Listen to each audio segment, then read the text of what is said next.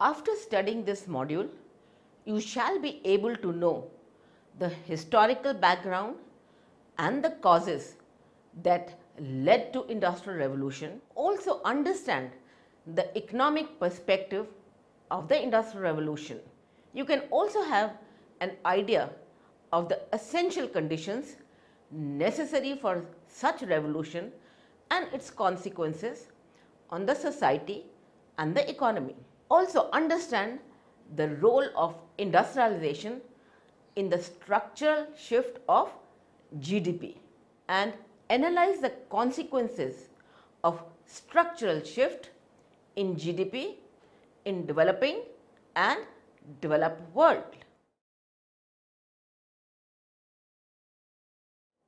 In the middle of the 18th century, we saw the beginning of the fundamental change from a typically agrarian society to an industrialized one in England. The period thereafter was characterized by technological inventions which revolutionized the society and the economy in several ways. This period of change was known as Industrial Revolution.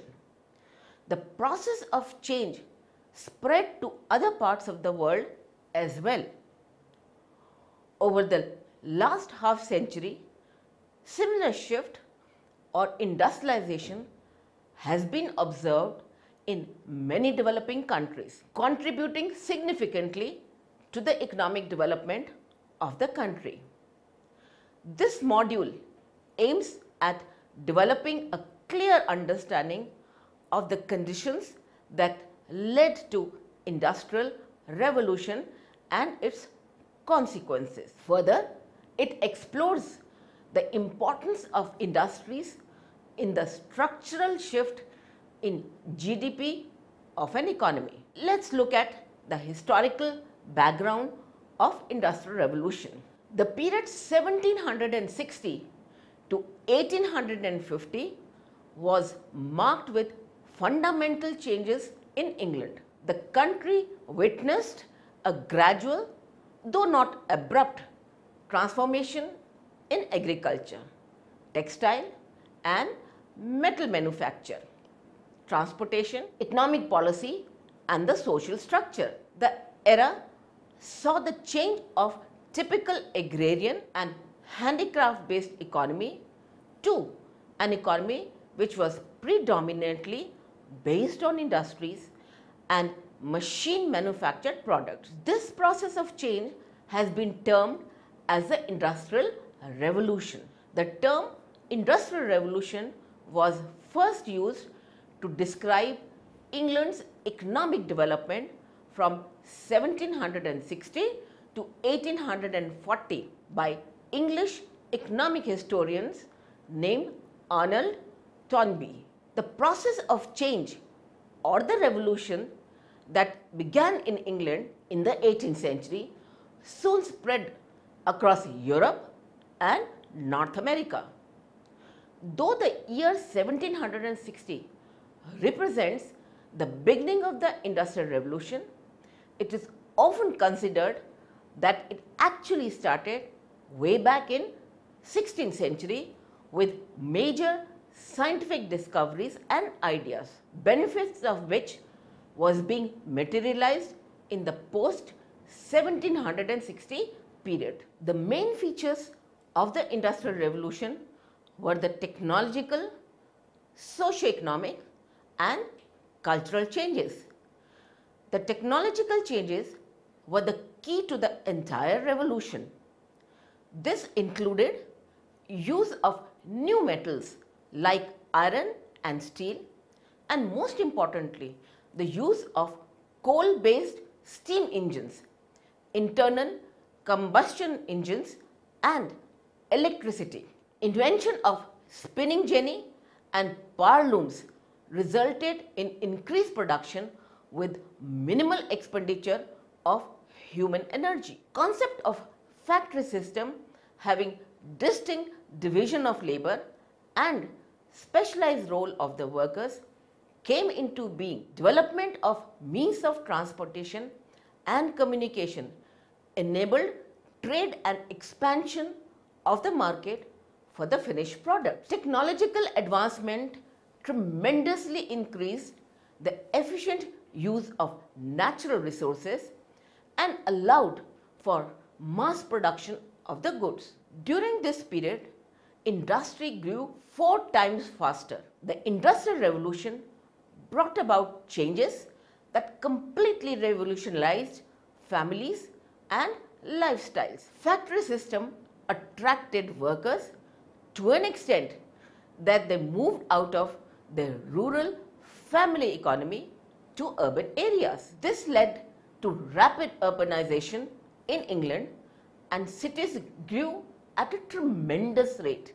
By 1900, Great Britain alone had more cities with population of 100,000 or more than the entire Europe had in 1800. Let's look at the economic perspective of Industrial Revolution. Several views have been put forward in the past explaining the Industrial Revolution.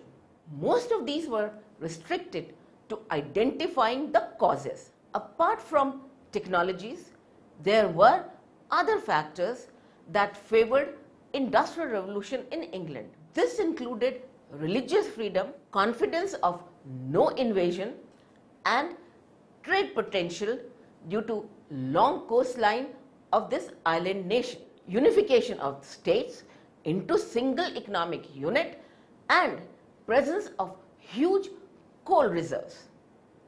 However, there has been a great extent agreement on the role of political system, property rights, and flexibility of legal system as the cause that led to Industrial Revolution. These views attribute the changes which took place in the late 18th century to the glorious revolution of 1688 that reinstated the supremacy of the parliamentary system, minimal government, and secure property rights. Presumably, these changes in the legal system created conducive environment for investment, which led to the Industrial Revolution. But evidences do not support these views, as no structural changes could be detected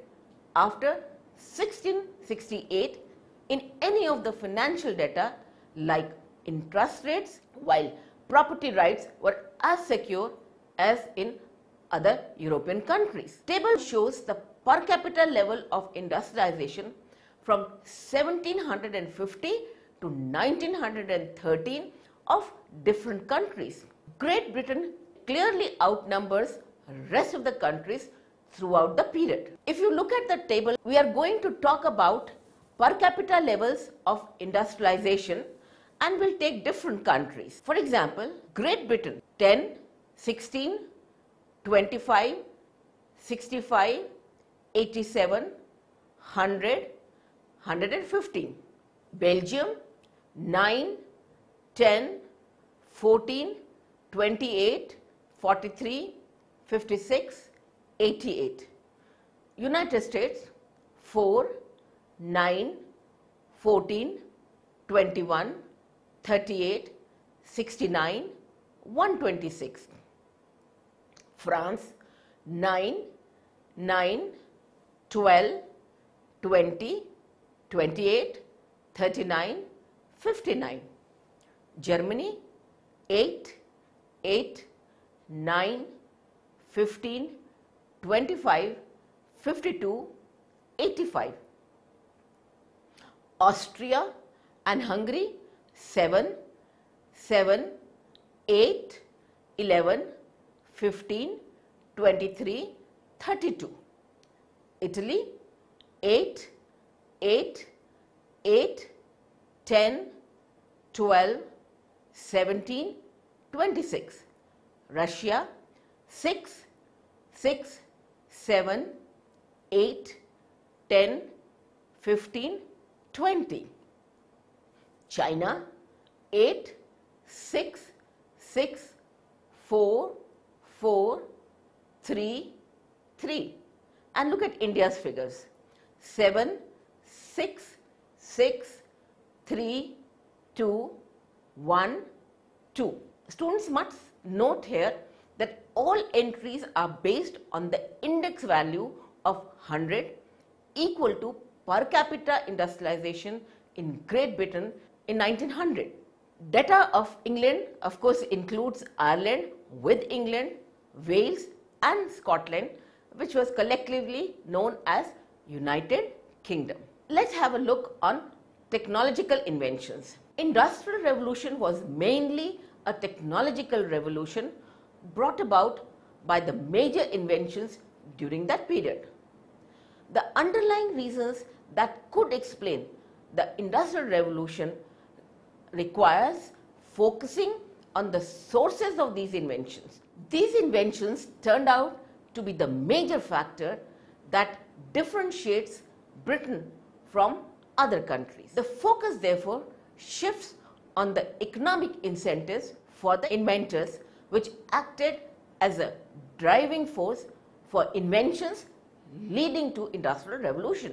It becomes evident that the Industrial Revolution in Britain was the outcome of Britain's success in the international economy, which offered Britain's inventors with unique and highly remunerative possibilities, as opposed to the common belief that it happened due to luck or genius minds, British culture and scientific advancement. However, role of greater literacy and numeracy cannot be ruled out, which downplayed the major technological achievements through innovation in the 18th century. The technological achievement of Industrial Revolution was consequence of the economic development that preceded the Industrial Revolution, which produced the high wage, cheap energy economy. Allen in 2006 argues that the main motive of invention of technology was to make money. The major implication of this concept were technological inventions were considered as investment which would yield returns in future high enough to offset the current cost. 2. The inventions were done mainly to come up with new product or reduce the making cost of existing product. Expensive labor and cheap energy led to the invention of machines that substituted energy and capital for labor. 3. Market size is very crucial for profits to offset the cost of inventions. For example, scale of mining industry was much greater than any other country. So returns on the inventions in mining machinery were highest. 4. Inventions were also encouraged by patents, which gave the inventors a right to all the gains from the inventions. Better property rights for the knowledge were the main reason that led to inventions of Industrial Revolution. Though English patent law was enacted in 1624, it failed to draw much interest during 17th century, having minimum role in inventions compared to other incentives to invent. Fifthly, in the absence of patent, incentives for private invention were small compared to group or collective inventions, which enabled them to divide the cost and pool. How was the production organized? During the Industrial Revolution, families produced most of the food, clothing and other articles they used in rural areas. In cities, manufacturing was strictly regulated by the guilds and the government. Goods thus manufactured were of high quality but limited and costly. Merchants needed cheaper items as well as in large quantities for their trade to grow. This led to the major shift in the organization of production from the cottage industry to factory. Merchants started controlling the manufacturing process from start to finish. For example, cloth merchant would buy raw wool from the sheep owners, have it spun into yarn by the farmers' wives, and take it to the country weavers to be made into textiles. The country weavers manufactured the cloth at a much lower cost. Similar methods of organizing and controlling the process of manufacture also started in other industries such as the nail, cutlery and leather goods. These small household workshops were termed as cottage industry. The advantage of such a system was that the merchants had a large supply of manufactured goods at fairly low prices. It provided job opportunities to all the members of a crafts worker family and gave jobs to the skilled worker who otherwise did not have capital to start their own setups. A few merchants who had enough capital had brought workers together under one roof and supplied them with machineries like spinning wheels and looms and started manufacturing in large scale. These establishments were known as factories. Let's look at the wages and energy. Inventions, being economic activity, were favored by business profitability, including the low input prices. Britain had a unique wage rate and energy price, one of the key factors leading to the Industrial Revolution. Comparisons of the wage rate and energy price of major economies reveal that Britain was high wage and cheap energy economy. Britain was high wage economy in terms of exchange rate, high silver wages, resulting in high living standards, high wages relative to capital prices, and exceptionally high wage compared to energy price. Figure compares the nominal wage of building laborers in major cities of the world. Databases of wages and prices assembled from price histories written since the middle of the 19th century have been used to construct these figures for comparison. The different units of wages were converted in terms of grams of silver, as silver coins were principal medium of exchange. As indicated in figure 1, starting from the late 17th century, London wages were the highest recorded. By the end of the 18th century, all parts of England had exceptionally high silver wages. In comparison, laborers in the Asian cities earned just 1 or 2 grams of silver per day. The high wage rates in England resulted in high living standard as well.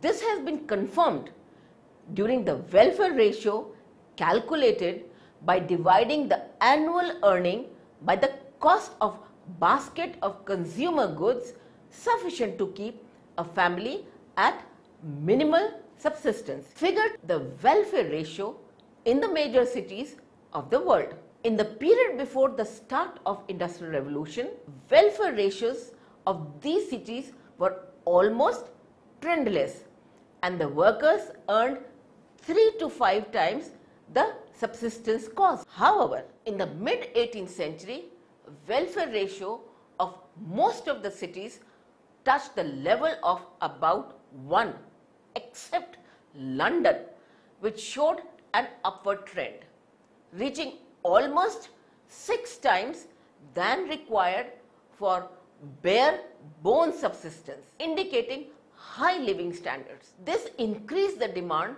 for food and non-food consumer goods. As a result, mass market of consumers was much larger in Britain compared to other cities in Europe and Asia. Evidence of high wage economy is also established in terms of the wage rate relative to the price of the capital. Comparison of the building labor daily wage relative to the index of rental price of the capital in 3 European cities is presented in the figure. The average of price indices for iron, non-ferrous metals, wood and brick multiplied by an interest rate plus a depreciation rate gives the rental price of capital. The series for wage rate relative to price of the capital diverge from 1650 onwards in England, indicating inflation of the nominal British wages. This created incentives for the industries to mechanize, leading to the Industrial Revolution. Consistent rise in the cost of labor provided increasingly greater incentive to invent technologies to substitute capital for labor in production. The final evidence for high wage rate and cheap energy is provided by the comparison of wage to price of energy. In figure, each bar represents the ratio of labor wage rate and price of energy in the early 18th century. Newcastle turns out to be city with the highest ratio. This is mainly due to high labor costs and very low cost of coal. This extensively high cost of labor in England created greater incentives to replace labor with capital, which required inventive measures leading to Industrial Revolution.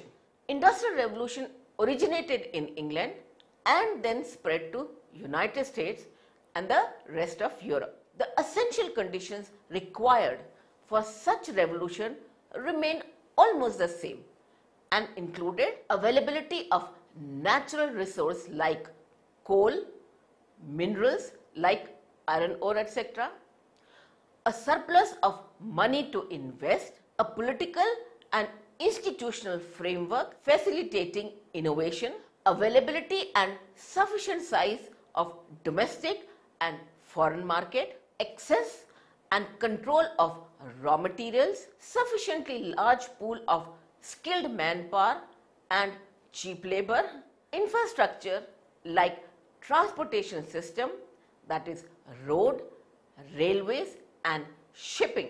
Let's look at the consequences of Industrial Revolution.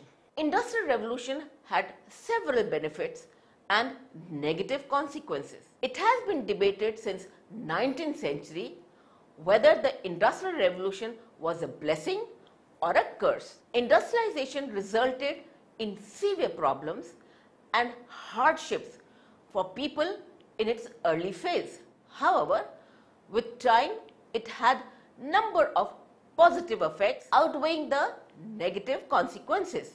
It created jobs for workers and also made a significant contribution to the wealth of the nation. The period was characterized by immense progress and inventions. It greatly increased the mass production of goods in response to the increased demand, which led to the opening of new factories. This created more job opportunities. Rise in wages left the workers with surplus to spend on activities other than paying rent or buying food, like buying a newspaper or visiting even a music hall. Cheaper transportation, railways in particular, brought distant relative closer as travelling became affordable.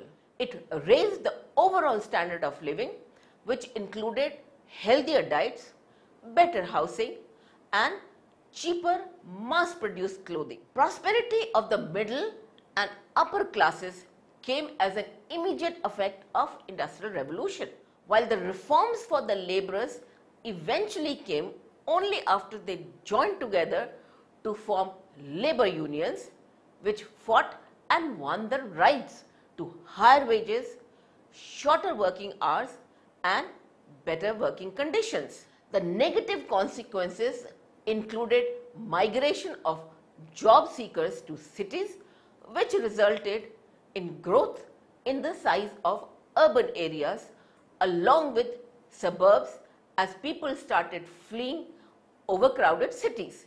The overcrowded cities lacked sanitary codes or building controls and other basic amenities like housing, water and social services, etc.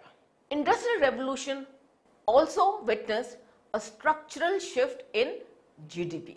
Industrialization began in the 18th century in the United Kingdom with steady development in manufacturing. This was followed by Belgium, France, Switzerland and United States in the 19th century, while the developing world was still moving on with their traditional primary production. This process of industrialization continued for decades. Manufacturing jobs in the factories increased from 22% to more than 35% between 1841 and 1960 in UK, and in US it increased from 16% to 36% of the total employment during the same period. Beginning of the 20th century saw the distinct division of world economy into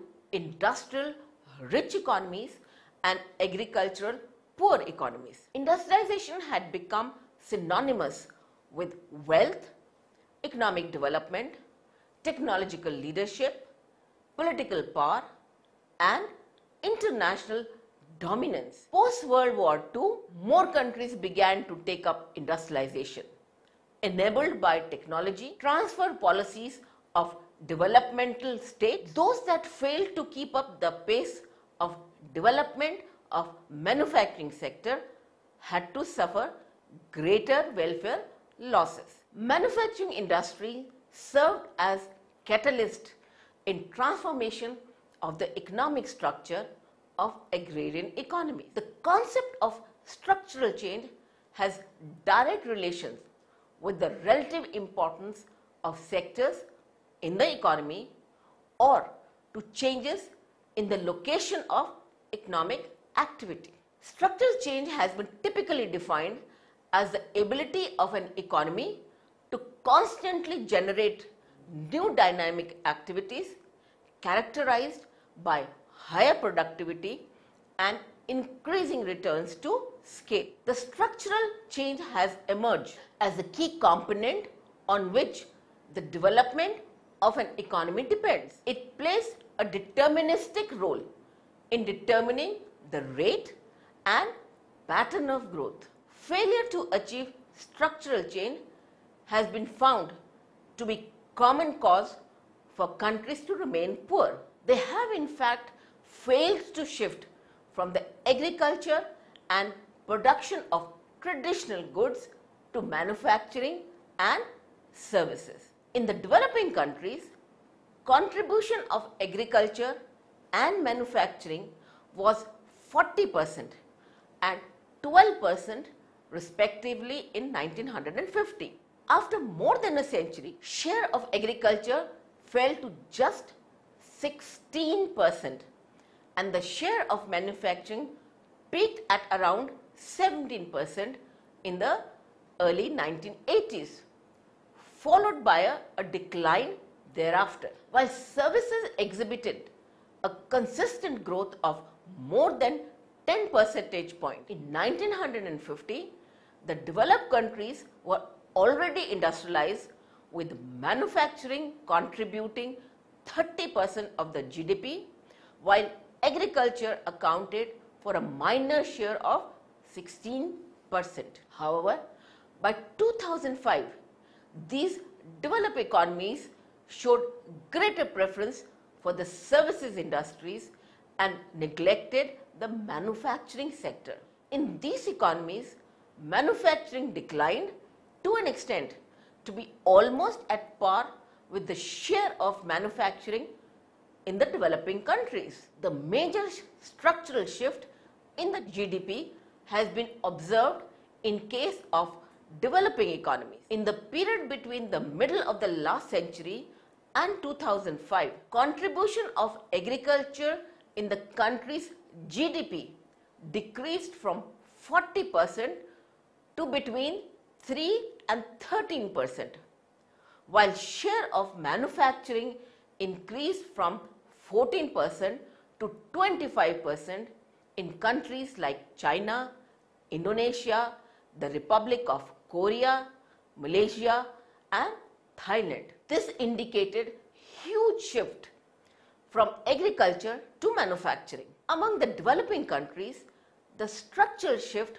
was not similar for all, as some opted for a different kind of shift. For example, in the Latin America, the largest economy like Argentina, Brazil and Mexico took to a major shift from agriculture to services and to lesser extent to non-manufacturing industry. Share of agriculture declined, but manufacturing remained mostly unchanged. A similar trend can be observed in case of India as well. Figure the share of agriculture industries and services in GDP for the year 1951 to 2011. Structural changes become evident as there has been a major decline in the share of agriculture, which decreased from 52% to 18% during 1951 to 2011. Share of industries remained almost unchanged, with slight increase from 11% to 18% during the same period, while share of services increased from 34% to 63%. Thus, it can be concluded that in India there has been a major shift in the structure of GDP from agriculture to services. Let's look at the structural shift in developing countries and its consequences and implications. Developing countries have been the center of the structural changes. These changes mainly started in 1950s and the effect became profound in the first decade of the present century. This section represents the case of structural shifts in two different developing countries, that is the Republic of Korea and Ghana. Both Republic of Korea and Ghana almost had similar share of agriculture and manufacturing in the GDP in 1960. The GDP per capita was same for the two economies in 1960. However, 45 years later, in 2005, there has been a radical change in the structure. Figure 6 shows the share of agriculture, industries, which includes both manufacturing and non-manufacturing, and services in the GDP for the two countries. Though the two economies started almost at the same level, the Republic of Korea brought about drastic changes in its structure by reducing agricultural share and increasing the share of manufacturing. But in Ghana, agriculture remained the largest sector. This had direct impact on the economic performance of the two countries. In 2005, GDP per capita of Ghana was just 1/10 of that of Republic of Korea, giving a strong indication that the countries with structural shift performed much better with stronger GDP per capita growth than the one that did not opt for the structural shift. The structural change, when viewed at different incomes instead of different moments in time, provides a better picture of structural change as it takes into account the important differences in structure that arise from different incomes and two country specific characteristics, that is natural resources and population, which otherwise gets masked due to averaging. This facilitates better understanding of the structural change as it avoids comparison of the economy based on any prior definition of development, such as advanced versus developing. Structural change can then be seen as a set of transformations that takes place as countries become richer, irrespective of the time and speed with which it occurred. When the country has low income, share of agriculture is higher than the industries, typically larger than manufacturing and non-manufacturing industries together. As the income grows, situation is reversed and manufacturing starts gaining ground and reaches a peak of about 20% of GDP. Thus, the economic development takes place with the increase in share of manufacturing in the economy, largely at the expense of agriculture, whose share shrinks dramatically. Share of manufacturing starts declining after reaching the peak, exhibiting an inverted U shape. At very high incomes, it is comparable to early stages of development. Share of services keeps growing as incomes rise. Only the agriculture declines. At very low incomes, non-manufacturing industries sharp increase, which maintains a stable share even after peaking. However, such trends are not seen in case of higher incomes or for high income countries.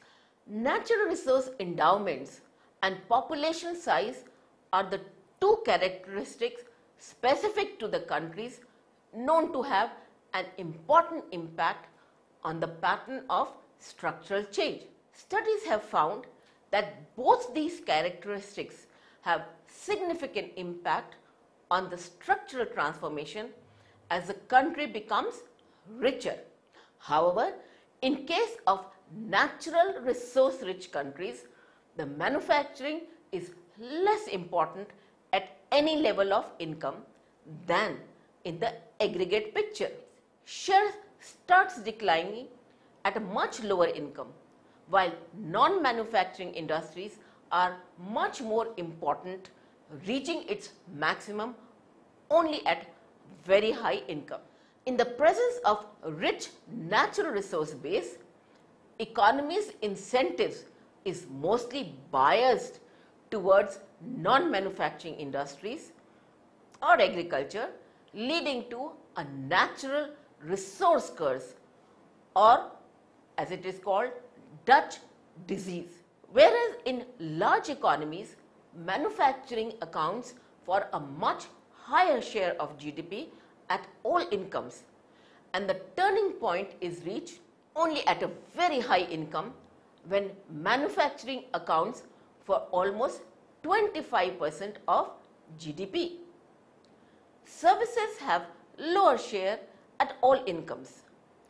Manufacturing in large economies are of great importance due to presence of large domestic markets, enabling them to exploit economies of scale even at low levels of development. Let us try to summarize what we have done today. 1760 to 1850 was the era in England which witnessed the change of a typical agrarian and handicraft based economy to an industries and machine products based economy. This change has been termed as Industrial Revolution. The technical changes were the key to the entire revolution. During this period, industry grew 4 times faster and job opportunities led to rapid urbanization. Industrial Revolution was mainly a technological revolution realized through inventions. Economic incentives for the inventors acted as a driving force for inventions leading to Industrial Revolution. Inventions were favored by higher wages rate, subsistence ratio, wage rate relative to price of capital and price of labor relative to energy. Number of positive effects emerging from Industrial Revolution outweighed the negative consequences. Manufacturing industry was instrumental in transformation of the economic structure of agrarian economies. The shift in the structure of the economy is intrinsically linked to economic development. Countries with structural shift, that is mainly from agriculture to industry, performed much better with stronger GDP per capita growth than the one that did not opt for the structural shift.